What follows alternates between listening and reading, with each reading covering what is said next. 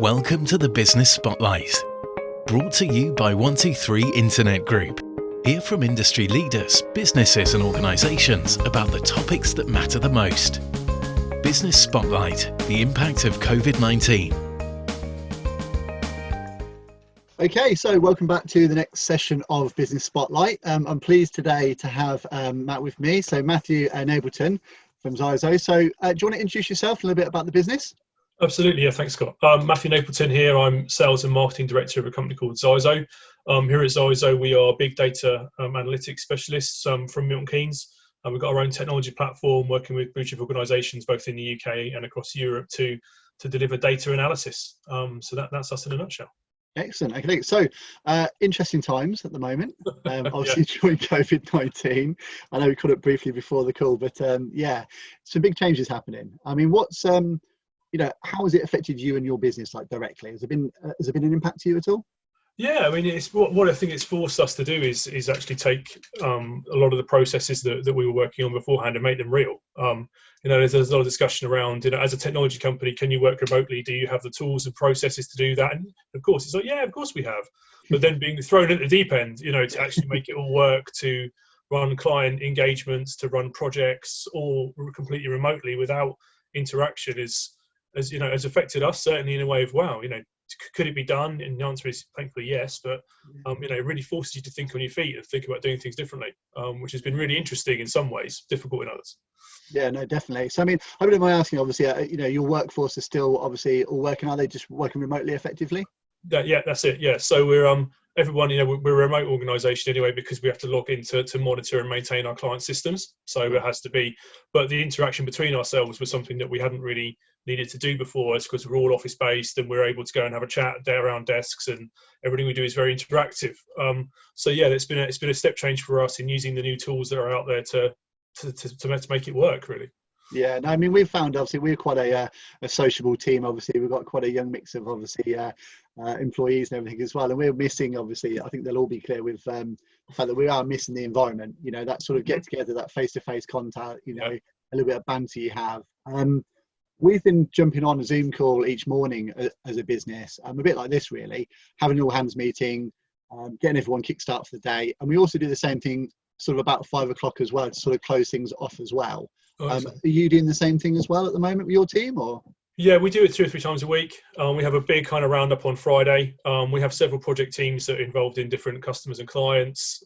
So they get together in their individual times, probably Monday morning after a weekend processing, for example, or we have constant updates for customers. So we have a big kind of town hall on Friday where we all get together. And we do like an hour and a half of everyone dipping into what they've done, and we show people demos and what development work's gone on and what have we done for the customers during that week, and what we're doing the week after. So we're trying to keep everyone engaged in their different areas, but also getting the same feedback level that we had before. Whereas you rightly know, you can go and stand at someone's desk and I've just done this, what do you think? Working in isolation can promote the kind of offshoots where everyone goes in one direction, or I thought that's what you meant. And you have to keep that contact up where, actually, I thought you meant this. Oh, no, I meant that. Okay, right, stop. So that's where we found it a little bit tougher.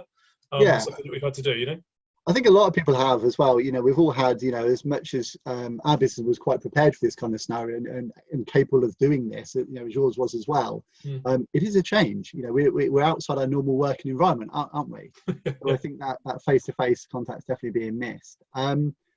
Let's talk about, obviously, the team. So we've been doing our best to try and keep everyone entertained as well, not just sort of 9 to 5 and doing the work and supporting the clients, but keeping the fun up and keeping our culture up. So we've been doing some bingo nights.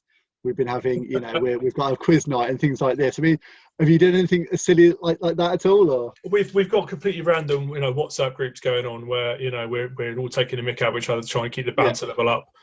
We've got a really broad spectrum of age groups that work for us, from graduates through to like early, kind of towards the twilight of their career kind of guys. And it's it's difficult to get that kind of level of what do people do, but there are certain groups of us that do other things together. Some of us that move in a similar circle, so the banter still exists on that front. I think what we've got, the tools we have now. I mean, look at the house party stuff that's ongoing with all the games that they've got going on up there. Is really good. And so yeah, we haven't really done too much extracurricular, but there's a lot going on internally in terms of, you know, what do we do, because we've all got kids, and that's just the craziness at the minute of having kids constantly. It's just so it's that hot topic, isn't it? And I've heard from a few people on this. How is you know, the role of being a teacher and homeschooling going for you? Yeah, interesting. I think, you know, we'd like to thank the school for some guidance last week, which has stopped putting a lot of pressure on yourselves to do it, because it's not your job kind of thing. You know, I'm a great stickler for big things being done on time and to, you know, and correctly, which isn't the way to do homeschooling, as I've now found out 5 weeks in. You know, where thankfully everyone's still alive, which is always a bonus. But you know, it's one of those things where, you know, you're learning as you're going along, you know, and I think we're all adjusting to the way we interact with each other in a very small environment. It's something that we haven't had to do. Both, you know, my wife and I work 9 to 5 past those hours, so we don't see the kids during the week. And it's a blessing, you know, to see them a lot, but also it's, what do I do with them? And it's, I think, learning that they can be on their own, they can do their own things. You don't have to be there all the time. I found the same thing. I mean, actually, it's been quite nice, although it's a bit of a juggle for everyone, you know, and I feel your pain as much as everyone else, I'm sure, listening with, you know, with children at home. But yeah, you know, it is very different. You know, I'm not a trained, you know, teacher, you know, I'm sure a lot of people aren't. So, you know, it's very new to me. But I think just having that time with them actually has been really beneficial. Yes, it's a juggle, but it's been nice to be at home with them actually. Find out what makes them tick actually, and see how they're learning and what they're doing. It's almost kind of a little bit behind the curtain. You know, you tend not to sit at school with them, obviously, during a normal day, and now you've got the chance to. So it is quite interesting, I think. Yeah, certainly. You know, that whole kind of black box thing is that, you know, they leave in the morning and they come back having learned something. And I don't know about you, but my little boy can't tell me what on earth what he's done at school during the day. He's miraculously forgotten it instantly as soon as he walks through the front door. So so no, it's really good to see what, you know, does make them tick, what they are interested in and things they can do. And again, you know, the modern technology that's out there with streaming channels and, you know, bite size and those things has helped greatly, you know, to say, oh, let's just watch that and see what you think. At the moment, you know, we're looking at old BBC documentaries on things like space and those, and get him to make little notes while he's watching it, and come back to it. So it's really interesting to watch him just do that and then say, oh, I learned this. It's like, oh, that's cool, you know. Yeah. Just like that. It's been nice. I mean, I've been taking mine, obviously, we know we do these sort of Matterport scans. So we've been using Google, obviously, to take them into museums and walk around museums and things like that, which has been quite cool. You know, so we're still travelling virtually at the moment, you know, and showing them around, which again is quite nice. Brilliant. Yeah, I love stuff like that. I mean, you know, I'm watching just away from kids, but last night on BBC4 there was a program which was Museums on Lockdown, presented by Simon Sharma, and I thought, oh come on, that's going to be absolutely dreadful. You know, who wants to see an empty museum? Actually, it was fascinating. Just walk around the Ashmolean, you know, talking about the pictures. It's like, wow, that's really clever. That as a medium, that shouldn't work. Yeah, you know, that's it. But it does, doesn't it? Yeah, it does. You know, it's there to interact with the art, but it was like, oh no, it's actually really, really engaging and insightful. So I think there's a lot of people who've pivoted really well. Definitely. Some things have worked, some things haven't. I mean, Graham Norton not live without an audience for me is just like painful to watch. But some things like that have really worked, which is really interesting. No, it's good. I say, I mean, this is all a learning curve for everyone right now, isn't it? You know, from sports to commercials, businesses, you know, healthcare, you know, everything is changing. Obviously, we've heard from lots of people in different sectors about kind of their view on kind of health as well, and in particular, sort of their mental health. I mean, you know, most people I've spoken to have said that they've felt some kind of impact. You know, this isn't normal. Being trapped almost, you know, give the term, at home, you know, with your close family, you know, isn't generally what we do. You know, we're out and about all the time. Have you been doing anything different? Have you found some impact there at all?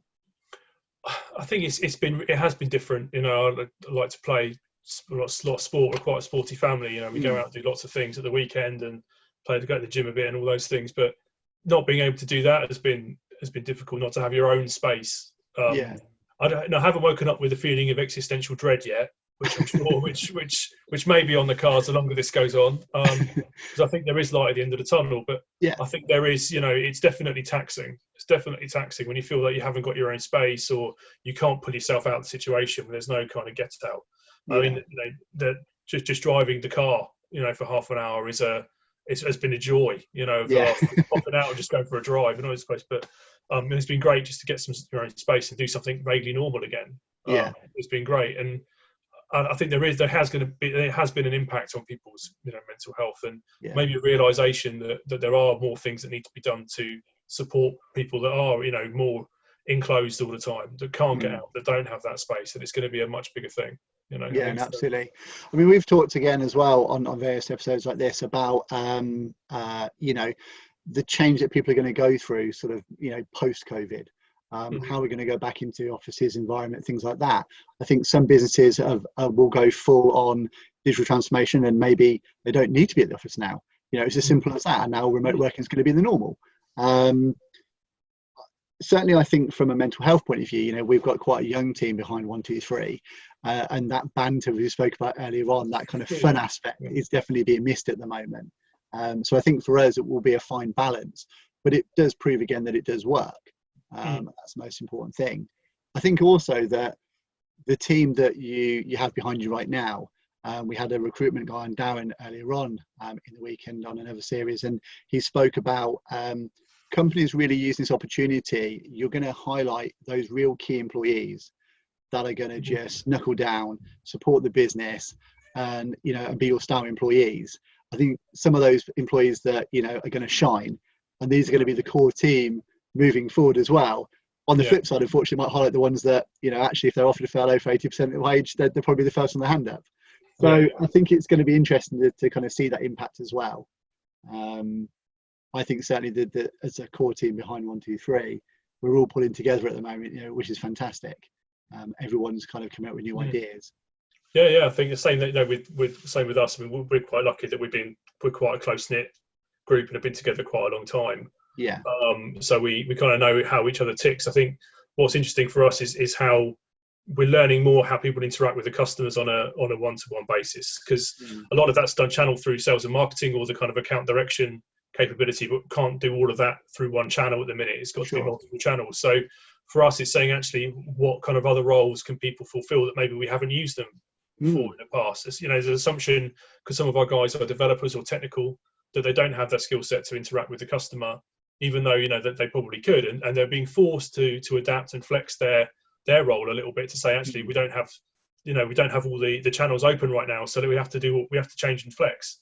And that's quite interesting, is people outside of their comfort zone and who's being who's flexible enough to start opening a channel that maybe you didn't think was possible before, or learn something new. And that for us, I think, has been really interesting. Actually, that member of staff can do that. Well, let's do that when we get back, or if we get back, this is it, exactly. Better, let's do this in a different way, which I think is really exciting. I mean, my team as well have also been looking at a lot of training as well. So any downtime we do have, they've been sort of plowing through training and things like that, like upskilling themselves. And that kind of relates to that in a little bit as well, doesn't it? I know there's a lot of people that are followed in other businesses as well. And obviously they are allowed to do training and things like that. And that's something that I think everyone should be doing right now, using this time to really upskill themselves, learn something new that I guess can also not just help them, but help the business they work for as well. I think it has thrown into relief actually how much extra time you do have during the day, when you're not having that 15-20 minute chat around the water cooler. I know they say water cooler chats are really good for the soul and all that, but actually when you're not having those conversations, or you're not embroiled in a meeting about a meeting about a meeting, you find yourself actually your work balance during the day is not as much as an 8 hour day would entail. You're not working 8 hours, you're probably working 4 to 5. And there's 3 or 4 hours of ancillary stuff going on. When you're not in that environment, you can use that time better. And I know the kids are forcing us to do that. But imagine what when the kids go back to school and people not necessarily going back to work straight away, there's going to be a lot more downtime. People going, actually, I could do many more things here to get ahead of the curve. And also because we're not tied into being in the office, and this, the idea of presenteeism is still a thing, right? The idea that you can be at home and then work maybe in the evenings to do something a little bit extra or do something else and spend your daytime doing something doesn't impinge your work. And a lot of people are coming around to this idea that actually just because you're working 9 to 5 doesn't mean you're working effectively. And I think you'll see a lot of the big organisations, the big corporates. We've heard Barclays today saying that they're not going to use the offices are under review. and they might have to, they might start using branches as their remote offices, because Barclays, the CEO said Barclays being run by people from their kitchens. You're going to see a step change there, I think, in the way people start to work and where it's going to come from, and that's going to be really, really interesting. Interesting. Definitely. I mean, and this is all going to have an impact about, on what you do and what you offer as a service, I presume, as well, with data and big data as well. There's everything we're doing now. When you think about the usage of these online tools right now, usage, as we know, of social media is up, huge amounts. Everyone's hanging around on LinkedIn, daily now, whether they're followed or not, to be fair, by some things. And it's, we're creating all this data. How do you think that's going to kind of fit into this picture? Well, I think, it's the right thing on LinkedIn, funny enough, this morning, a title was that big data is the big winner in COVID-19. And I think that's unfortunately that's the case. We wouldn't be able to handle what we're doing now if we didn't have an understanding of the data that was flowing out of this stuff. And you're right, we are creating so much information at the minute because of the impact of the online stuff that, it's going to be interesting for us. Really, we've never been busier in terms of people approaching us for, can we do this with the data? Can we understand this? Can we push this forward? If we analyze export, and I think people are starting to realize the importance of information and data.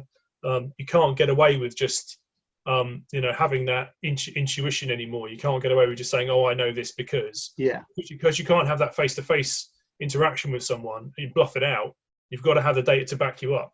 If you don't have the data to back you up, you're going to be in trouble. And actually, people are saying, well, let's look at the data. Let's use the data properly, and let's engage in proper data science analytics platforms. There's another thing. People say about what's the biggest kickoff for digital transformation, and so I said, well, COVID-19. COVID-19 has been the biggest thing to start people getting to think about digital transformation than anything in the last 5 years since DX has come on board. This has been the thing that people have gone, oh right, we do need to change, because if we don't change, we'll die. And I think that's a fascinating impact of this whole thing that's going on. Yeah, that's it. I mean, we've seen obviously the reports of sort of COVID-19 sort of having a positive impact on, on the earth itself, on nature and things like this. I guess on the reverse of that, on the flip side of the coin, you've got the impact of the technical side of things, and the technology that it's creating as well for businesses. I think there's definitely going to be a very different future. The outlook looks very different for lots of businesses now, doesn't it? Absolutely. I think everything's going to be a step change. My brother-in-law works for Nokia, so Motorola, Nokia, Microsoft, and he's saying that we will never go back to the way we worked before. Why do we have to fly to meetings the other side of the world to do this when we can do it all remotely and get more done? What the technology, why do we have to do all this stuff? I think we are going to see dramatic changes in the way the world works, and the way the world is, and it's going to be a long time before we, what is normal, and do we really want to go back to what normal was before? I'm not sure we do. I think it's redefined the word normal, hasn't it, in itself? What is normal now? Again, it'd be really interesting to see what happens when the kids go back to school and there's that change. And people, I think once that happens, and then that will be more of a normal, then we'll start to see a big shift in what's going on. Yeah, no, definitely. I said before, lots of people have shifted to kind of the social media platforms. Have you got a favourite social media platform that you've been using more than most, or? Well, yeah, I know I was on the first 1,000 or so Facebook users back when it first went live. So, I don't really post a lot on it, but I always use Facebook to set up events. And I have set up some events for the summer in the hope there's something to look forward to. We use WhatsApp's a great tool now. Whoever would have thought WhatsApp would have become a business tool? Absolutely. To do things in. LinkedIn is the good old LinkedIn. We love LinkedIn for pushing content and getting stuff out there for us. Is really, really important. So Twitter, we still use that too. Although I think at the minute is a lot of lambast and going out there at the minute in terms of what everyone's saying and where people are. Think about Twitter. I think if you are bored, it's very easy to write an inflammatory tweet and see the stuff come back. Why not? Hey, let's give it a go. But I think it's a really interesting time for social media. I think it's some of the transformative, positive power of it that we haven't seen before is starting to come to light. in these kind of environments, this kind of times. Yeah, I mean, you talk about sort of people coming together and everything as well. You know, not to be too political about it, but, you know, the support from the government, the focus around the NHS, the key workers, you know, it's all been so positive. You know, we've seen people on our street come out. We've got to know neighbours that we didn't know before, you know, from across the road, shouting at them, you know, but it is bringing the whole country and probably the globe a little bit closer together, I feel, as well. Yeah, I think you're right. I mean, it's a shared problem that we're going to have to come together to deal with. And yeah, it's been an interesting, you know, the different ways of dealing with it, the different, you know, government ways of handling it. But for me, being in the data space, it's the sharing of information and the sharing of data that's been really interesting. You know, it's things that have traditionally taken years to get through for the bureaucratic red tape has been done in an instant. You know, proof points that all this stuff was red tape. And make work for someone in government or Whitehall or whatever across the world. All of a sudden, it's like, oh no, we need to do this. Let's do it now.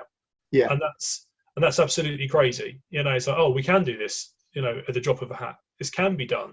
We can share this information. We can therefore make better decisions. I think it's been, you know, that's a really interesting proof point for the use of socializing, opening up data and openness. It's been really cool. Yeah, like I said, there's that sense of camaraderie. We're all in this same sort of, you know, storm together. You know, we're maybe on different boats, but we're all sailing in one direction at the end of the day, aren't we, trying to get to the end point? So, what advice would you sort of give, if any, to any sort of businesses that might be, you know, in this scenario like we are right now, where we are remote working? We've got some data, you know, we probably haven't analysed it as well as we could have done in the past. I mean, what are the sort of key points and takeaways? I think, you know, the most important thing for kind of that kind of element is make sure that you're keeping as much of the information as you can, you know, and try and get a holistic view of what's going on rather than taking, you know, things on first sight or piecemeal. You know, there are a lot of analysis tools out there, you know, free of charge, which can give you plenty of insight into what you're doing. You don't have to be a data scientist or a data guru just to take a look at your data and understand some things that are going on. Don't be afraid to shake the tree. You know, there are some interesting things that are going to fall out of doing this. You know, I think, you know, one of the things that's interesting is if there are legacy systems or processes in your business, they would have been found out during this process. There's no doubt about that. If something isn't going to work, it ain't going to work now. And this is a really good way of saying, actually, no, that doesn't work. Let's try something different. Let's try something new. Don't stick to whatever you've been doing that hasn't been working. You know, you've got a chance to flex now and a reason to flex. Your customers will be more understanding if you start to flex now. So why not give it a go? Try it out. Yeah. Excellent. I think I'd say coming out of this, you know, sort of post-COVID, there's going to be a lot of changes. We spoke about people are looking at their data more closely. They want to do more with that information now as well. And they've almost been given that time to be able to think about these things where perhaps they didn't have that time. Certainly for ourselves, you know, we've been really analysing our internal processes, looking at modifying those given this situation. So actually when we do return, you know, this can be the new normal. You know, we can function, we can sort of work in much the same way as we are doing now, and be a lot better at what we do as well. So now is the perfect time, I think, to do that, isn't it? Yeah, absolutely. You know, if you can highlight processes and elements which you feel are improving the way that you're doing things, then just keep using them, keep doing them. I mean, who knows, as we said earlier, who knows what the new normal is going to be, but it certainly isn't going to be what it was before. So anything we can do now that improves, you know, employee engagement, improves health, improves customer satisfaction, should be taken over to enhance what was the normal before. So don't be afraid of doing that and keep it up and as I say, try new things because you've got the time to do it. Absolutely, brilliant. Well, look, thank you for joining us. Just sort of to end off, really, I mean, obviously, how can people get in touch with you? Obviously, you've got a website and everything as well, I guess. You're on social for LinkedIn and so on. Yeah, absolutely. Yeah. So our website's zizo.co.uk. Just grab and take a look. There's loads of case studies to download, just some information around the outside. Plenty of blogs on there if you're interested in kind of the understandings of our feelings on data and what's going on out there at the minute. Check us out on LinkedIn and Twitter as well, where we've got plenty of stuff going on. We're quite often in the press with our interesting take on the world of data. So please get involved and thanks so much for your time, Scott. Appreciate it. No problem. Great. Well, thanks very much. Stay safe, take care of the family, and I look forward to seeing you post-COVID. Take care. We'll grab a beer. See you later. Thank you. Thanks. Bye-bye. Thanks for watching. If you need advice with your digital marketing, please feel free to reach out to 123 Internet Group or visit www.123internet.agency to find out more about our services.